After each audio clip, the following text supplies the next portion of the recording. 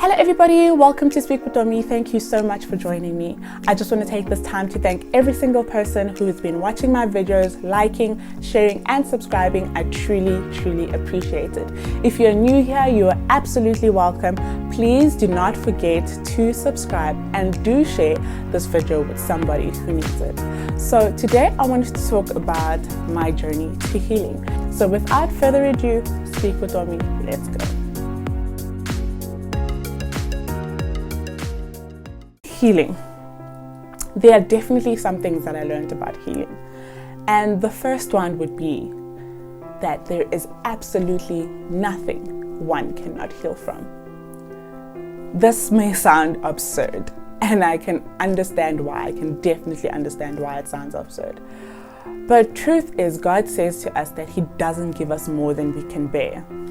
And I realized very quickly that I often use the scripture out of context, simply because I thought if I felt that it's something that I can handle, then therefore it's given to me by God because He doesn't give me more than I can bear. But what do you do when you feel like, you know what God is giving me to deal with and to face is too much for me? And that's where I realized that God, that scripture is spoken and is shared with us through the eyes of God, to say that God sees a different type of strength. He sees the strength that we truly have.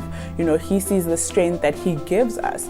Whereas when we see our strength, we basically just see our limitations and our weaknesses, to say that I can only come this far, I can only do this much. But God sees the strength that He's going to give us. He sees the strength that we have because we trust in Him and so forth. So He takes all of those elements into account, and He says, I will not give you more than you can bear. And that's why even in moments where I feel like I can't do something, it doesn't mean that the scripture is in vain. So that's one of those things that I learned, that there is absolutely nothing that I cannot heal from. And another thing that I learned about healing is that healing looks different on everybody. So the worst thing that you can do when it comes to your healing journey is to compare so-and-so's journey with your journey. It's a very problematic state to be in, because you never get to a place where you appreciate your own journey of healing, where you appreciate how far you've come. So definitely keep in mind that healing looks different on every individual. Don't let anybody tell you that no, you are not healing because you haven't done this yet. Or for someone to rush your healing to, if you're dealing with grief, for example, someone rushes your healing to say, no, but this person passed away so many years ago. Like, why are you not okay yet? Take the time that you need, take those steps that you need to take. Continue to walk in your healing. Appreciate every milestone that comes your way. Appreciate every step forward that you're able to take, because healing looks different on everybody.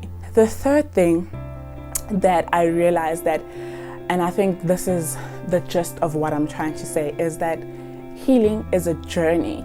And that's why I started off by saying journey to healing, journey in healing, however you want to put it, however it makes sense to you. But my point is that it's a journey.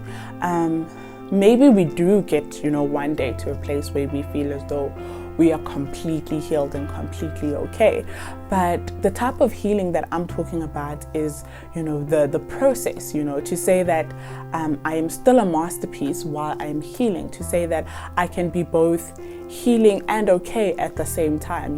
I can be both healing and at peace at the same time. That's the type of healing that I am talking about. The healing that is a journey, and the reason I am emphasizing this is that sometimes there are moments where I question whether I am healed or not.